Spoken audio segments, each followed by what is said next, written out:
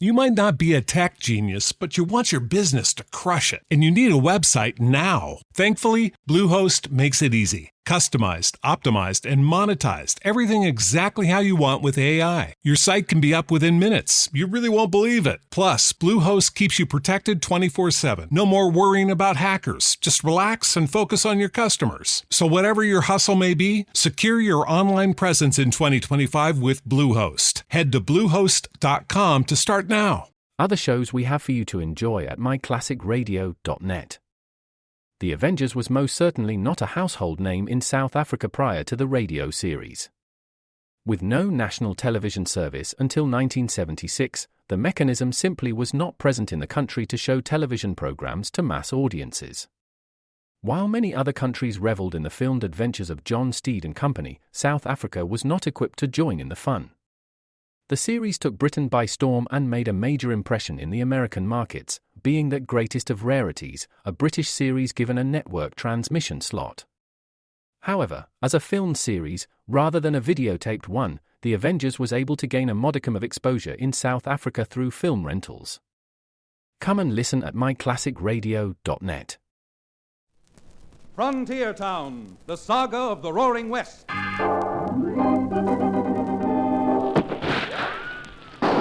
Frontier Town. El Paso, Cheyenne, Calgary, Tombstone. Frontier Town.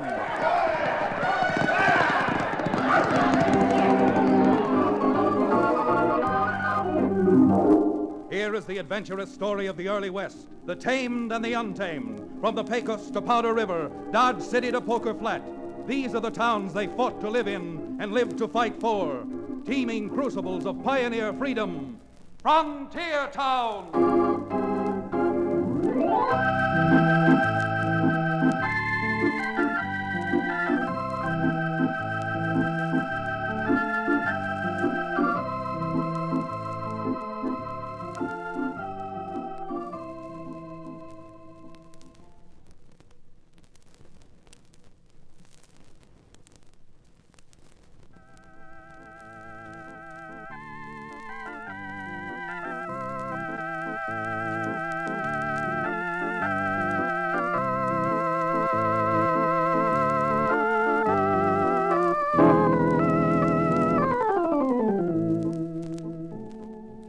Howdy there.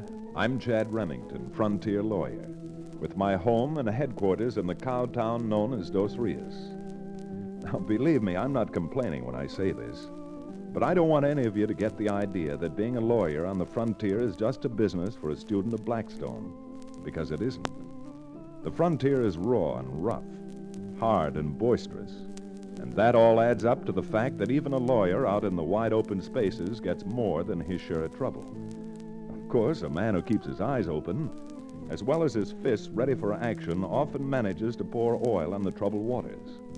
And it's about this oil that I'm interested right now. You see, just a short while ago, there was a great deal of oil poured down in the Indian Territory. And it all started one afternoon when an oil promoter known as K.C. Kansas City Leonard and his half-breed Indian companion to Larry succeeded in closeting themselves with the chief of a small, peaceful tribe of Indians, Chief Blue Fox of the Cold Springs tribe. A bottle of mezcal was handy on the table in the stuffy little office. Now, all you gotta do, Chief, is make your mark on this piece of paper. Huh? Chief, no savvy, Mr. Leonard. Well, give him another drink and explain it to him in Indian lingo then, Talari. Luke maho nona, beso tekuna. Damich labatusa. What'd he say? He say, what paper mean to his people? Pour him another drink.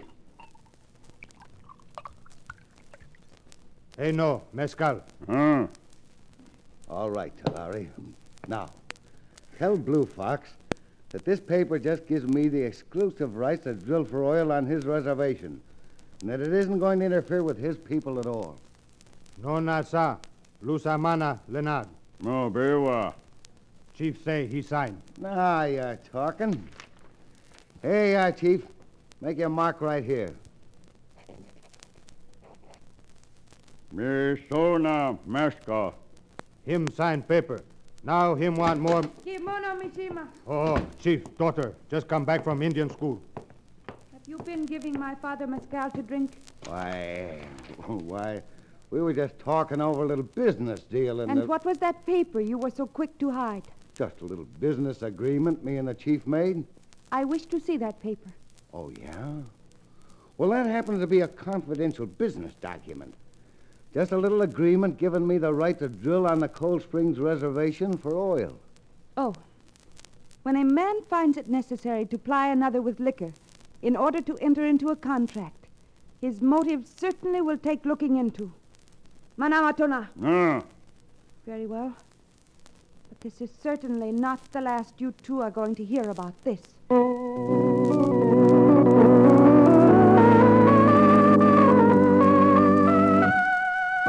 It wasn't the last Mr. K.C. Leonard heard about his little transaction because Chief Blue Fox's daughter, Matome, spent little time in getting a pony and riding from the reservation to my office in Dos Rios. Cherokee O'Bannon, the reformed medicine man who now owns the Dos Rios livery stable, was with me at the time, and we both listened to Matome's report with frank interest, but sinking feelings. You mean there is nothing you can do legally to set aside this document? Don't look at me, miss. You talk to the counselor here. Matome, unless we could definitely prove that the agreement was signed under duress, I'm afraid there is nothing we can do. But they gave my father mescal to drink. Did not know what he was doing. Mescal. I'm afraid any court that would hold that a man whose stomach is strong enough to swallow mescal has got a head hard enough to know what he's doing. Frightful stuff, worse than worse than water. Matome, even though I doubt we can have the contract voided, I don't want you to feel that I'm not going to turn heaven and earth to help you. And if we can't take care of Mr. K.C. Leonard legally, maybe we can invent a few laws of our own. Your people have been defrauded too much by the whites already. If all white men were like you, Mr. Remington, my people would have nothing to fear. Because Chad Remington is like he is, the only person who has something to fear out of this is that oil promoter, K.C. Leonard. Well, we're not going to get any place sitting around here spreading flattery. So what do you say we get our horses and ride back to Cold Springs?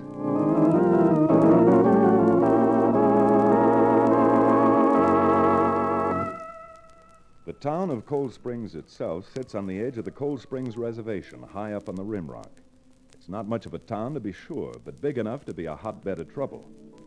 On arriving there, we found that Leonard had rented a shack to use as his office, and I decided to walk over and see him, because you never know if you're trying to trap a cougar or a skunk until you get close enough to see the stripes.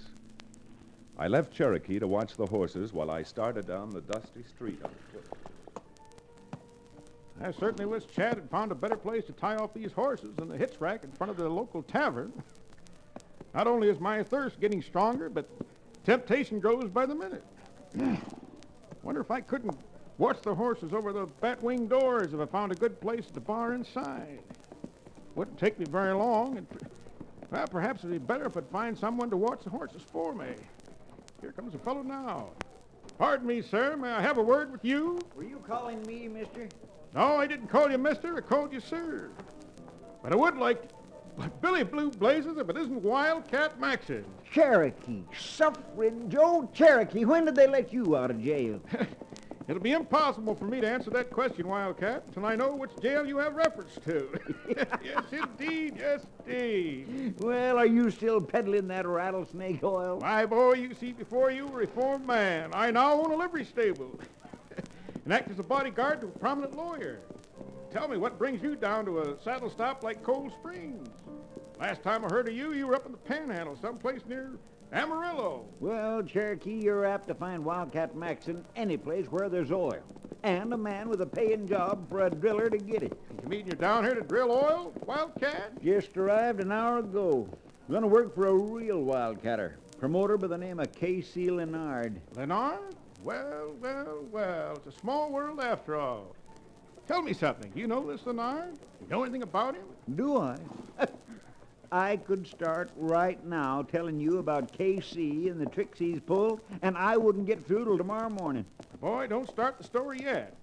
When Chad Remington gets back from Leonard's office, I want you to tell everything that you know. Well, I don't know, Cherokee. I just put my bedroll up at the hotel, and I should be getting down there myself to report for work. Of course, I don't want to impose upon your time, but suppose we commemorate this reunion by repledging our ancient friendship with a bottle of something satisfying at the bar inside. Well, now, I really shouldn't, but, but since this is a special occasion, Cherokee, and you're doing the inviting, just make mine bourbon with water on the side.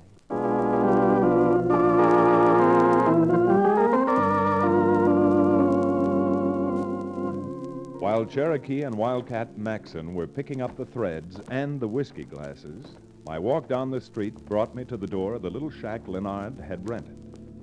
I tried the door, but it was locked, so there was nothing for me to do except knock.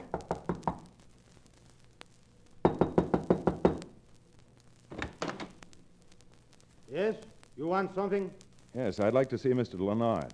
Boss, he busy. You come back later. Well, since I've got no place else to go, do you mind if I come in and sit down and wait for him? You go away. Come back later. You're not very hospitable, are you? Come on, you beat it. No got time.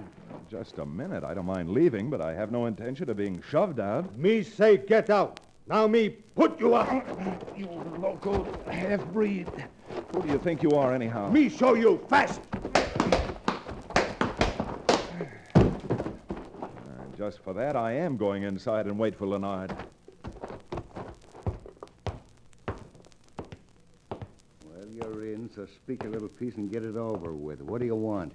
Well, I take it you're Leonard. You'll be taking a lot more if you don't quit strolling around. What's on your mind? I'd like to see the paper that Chief Blue Fox signed here a few days ago. Yeah? Well, exactly who are you? Well, for the moment, let's just say I'm a friend of the Chief's. And for the moment, let's just say that any paper the Chief signed between him and me is confidential. Oh, so? And does that mean your contract won't bear scrutiny? Mister, if you want to leave here under your own power, you better start going now. You may think you're man enough to put me out, but I don't. From what I've heard about you, well, I don't think that you're a man at all. And with apologies to the whole skunk family, I think you're nothing but a tricky little polecat. Boy, you loudmouth maverick, now you are getting out. Show you. I didn't like your ugly face when I walked in here, but maybe this beauty treatment will change it.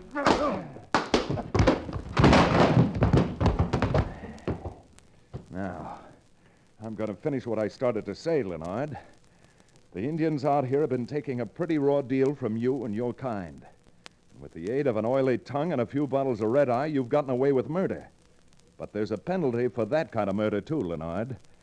And if you insist on going through with this drilling deal, you may find that you're the one being drilled. Because I've got my personal drilling equipment right here.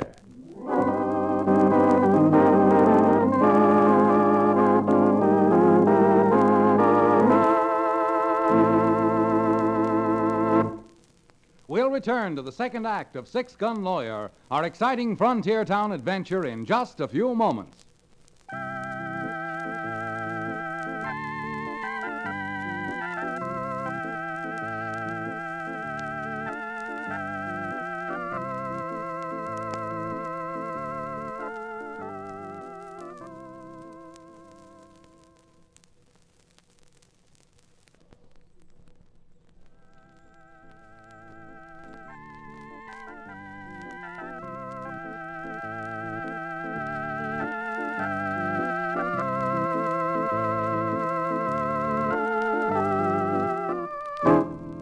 And now, Frontier Town.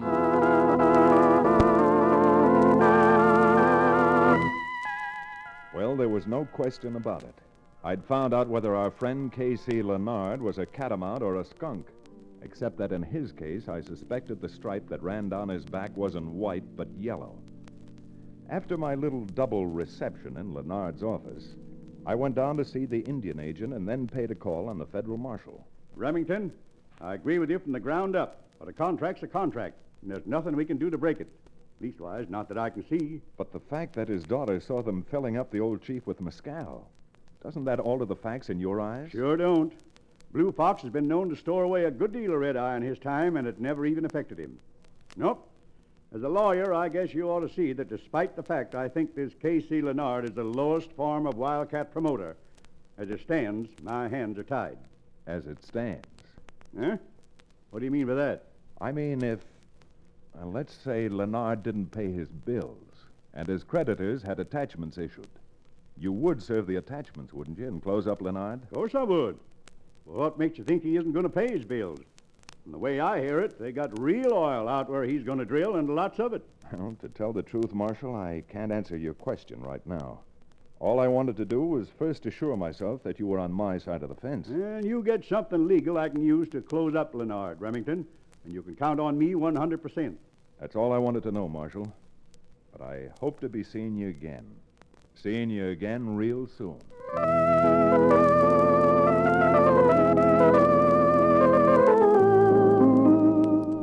I left the marshal's office and walked back to where I had left Cherokee with the horses. The horses were there, but Cherokee was no place in sight. It should have occurred to me that Cherokee would disappear through the nearest doorway, but it didn't. Not until I heard his robust laugh echoing behind me.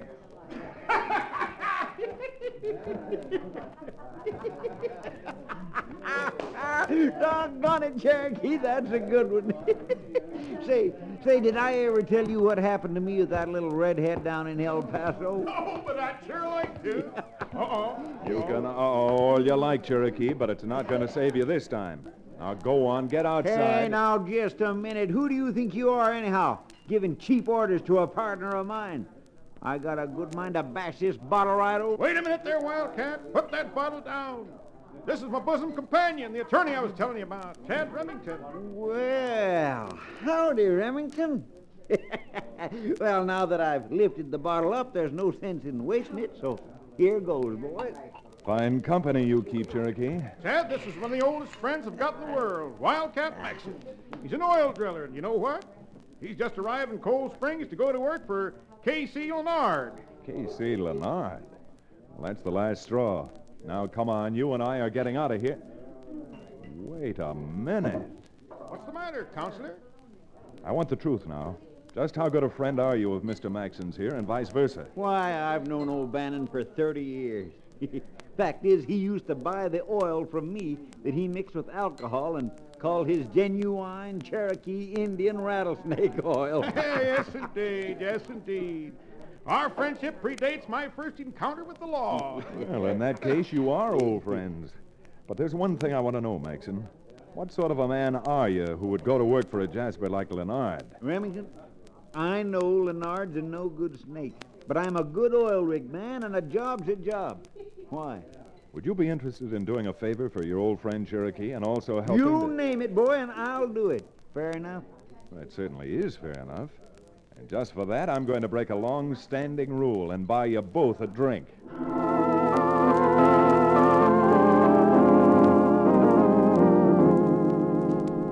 Well, I bought them the drink, all right, but only one. Wildcat Maxim left the bar a few moments later to go down to report to Leonard. And Cherokee and I rode out to see Blue Fox's daughter, Matomi. Yes, of course I understand what you're saying, Mr. Remington. But is such a thing legal? My dear Princess, it's so legal that you and Chad and I are untouchable. But what about this Wildcat Maxon? Can't something happen to him? To be perfectly honest, something could happen to Wildcat. But after even my short acquaintance with that gentleman, I doubt if anything will. In fact, about the only person anything's going to happen to is the gentleman with the mescal bottle, K.C. Leonard. And what's going to happen to him is going to start happening mighty soon. Well,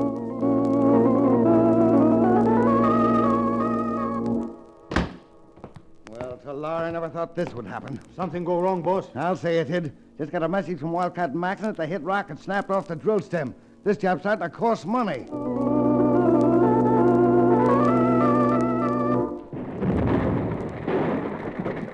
Metal. What happened now, Wildcat? Well, that bonehead you hired to take care of the donkey engine overloaded the boiler. She let go and blew the pump house to smithereens. It'll be weeks before you can get that repaired.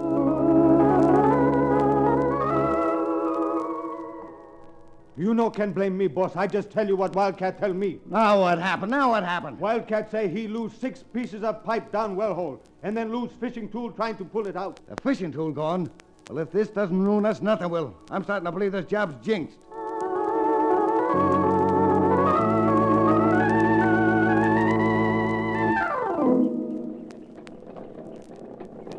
Well, Princess, Cast your lovely brown eyes on that. Leonard seems to have his well down quite deep. It's deep, all right, but good old Casey is in a lot deeper. Well, here comes Wildcat Maxon. Hello there, you old wildcatter, you. Howdy, friends, and Say, just what does a fella call you? Miss Blue Fox or what? No, Mr. Maxon. In Indian, my name is Matomi, which means the stream which always ripples white. But at college, the girls just shortened Matomi to Matty. So I guess that's my name. Wildcat, what dire disaster has overtaken Mr. Leonard today? Well, after the drill broke, we lost 6 lengths of pipe. And then the boiler blew sky high, and something real good's happened today. The credit manager of the tool company come out to get some money and blamed if Leonard didn't give him a check. I don't see anything to laugh about in that, Mr. Maxon. If Leonard's still able to pay his bills. Did I say he was able to pay his bills? I just said he gave the tool company a check, and that check's going to get him into a... Oh, here comes Casey now. Here it comes. Look at that ugly face of his, will you? That man is boiling mad. Well. Now this whole thing is starting to fit together. Now that I see the 4 out here, I know just how all these accidents happen. Why, Mr. Leonard, if you think that the 4 of us have been conspiring against you, that's a gross understatement of the facts. Why, you loudmouth little squaw, I got it. Bingo! Give Mr. Remington a big, fat cigar. Listen, Leonard, a lady's a lady no matter what color the pigment is in her skin. Nothing but a bunch of crooks, that's what you are. I'm going to have the law on you. Well, you won't have to waste much time because here comes the marshal and some of his men now. Hey now, boys, hey now. Leonard, I got an attachment here to close up your place for non-payment of debts. My deputies have got orders to stop the work and see that nothing is tampered with or removed from the place. My, now isn't that too bad after all the hard luck you've had? Well, maybe you won the first round, but there's still a lot more coming up. That's what you think, Leonard. But I've also got a warrant that's going to put you in the calaboose for the next 10 years for passing a bad check. So just so you don't miss your first lunch at the jailhouse, come on, we'd better get going. You got a fat chance of taking me down. You heard the marshal, Leonard. Now get going. Thanks, Remington. I think he's convinced now. And by the way, we've already attached his office and taken charge of his records and papers and stuff. Great, Marshal. when we went through the papers, there was a contract there signed by Chief Blue Fox. I don't know how it happened, but somehow or other, that one little paper got too close to an oil lamp, and you know what happened? Before we could stop it, that contract was burned up.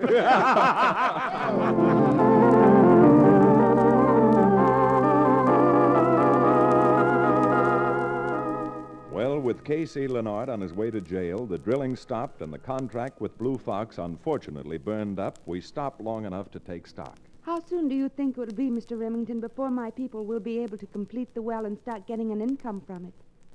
Well, Counselor, why the glum look? Because it just dawned on me that the well is now tied up for the benefit of Leonard's creditors. Yes? And nobody can touch the well until the creditors are paid off. You mean to stand there with your jurisprudence hanging out like a bucolic Blackstone and admit that your legal trap wasn't airtight? Oh, it was airtight, all right, but not for us. It's airtight for the creditors. But how much money will be required to satisfy the creditors? Well, that's something we've got to find out for the marshal. But I imagine from what Wildcat said, it's close to 10,000. Then why not pay her... Huh? 10,000 simoleon? Yeah, and that's a hatful of money in anybody's bank account. My boy, this is a blow. It certainly is a blow. Being a man of unstable neurotic temperament myself, I'm starting to feel the need of some sort of stimulant. See you later. Just a minute there, Cherokee. Yes, Chad? This is no time to start drowning your sorrows in the cup that runs over. All of us need clear heads on our shoulders. What we need is something to stimulate our imaginations. Well, hello, Wildcat. Well, all our scheming and doing for the last 2 weeks has been wasted. Wasted? What do you mean wasted? All the little things we did to the well were nothing compared to what happened when the marshal's deputies shut it down. The cable busted. The whole bloomin' drill outfit dropped down to the bottom of the well. It's sealed up now, tighter than a drum. Oh, good grief. Can anything more happen to us? You mean that there's no way of fixing the well? How can you fix it when you can't even get near it? They got 6 deputy marshals guarding the place. Isn't there some way the tools could be gotten out of there? With a charge of explosives, maybe. But with them deputies around, what chance you got? Suppose we could get rid of the deputies for you. But how could you do that? I think the Cherokee, with the help of a few bottles of that stimulant he's so anxious to get at, might entertain the deputies long enough for Wildcat to get by the guards. And by glory, the more I think about it, the more I think that's the only way out. Come on, we've got some writing to do, and I mean right now.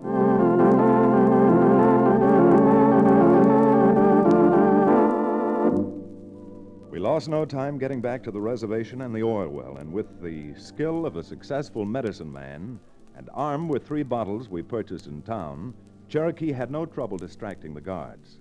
While Maxon slipped in with his charge of explosives, Matomi and I stood off in the mesquite watching, hardly able to draw our breaths. Then suddenly we heard the unmistakable sound of a horse racing toward us. Mr. Remington, there's a horse coming. There sure is a horse coming, and a man I'm not looking to see is riding it. The marshal. Look, he spotted us and he's coming over. Oh. Chad, I've ridden all around Patty's half-acre looking for you.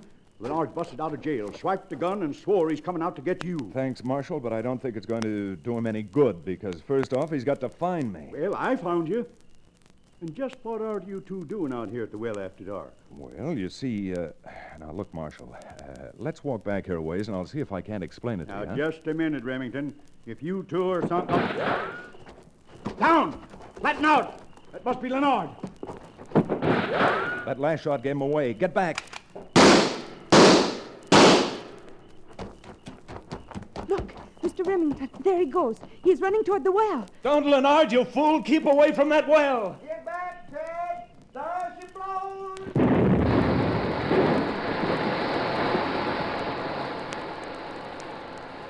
Well, when Lenard started digging for oil out here on the reservation, I bet he never realized all he was doing was digging his own grave.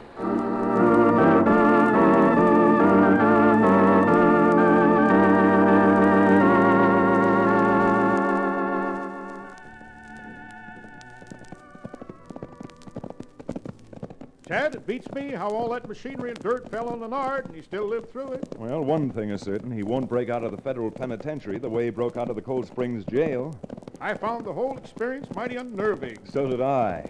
And now that the Indians have got their oil well, I feel the need of steadying my nerves with something potent. Oh, Cherokee, for the sake of your health, you've simply got to reform. Statistics prove that whiskey kills more men than bullets. Of course, whiskey kills more men than bullets. Why, even a big bullet doesn't drink over a pint a year.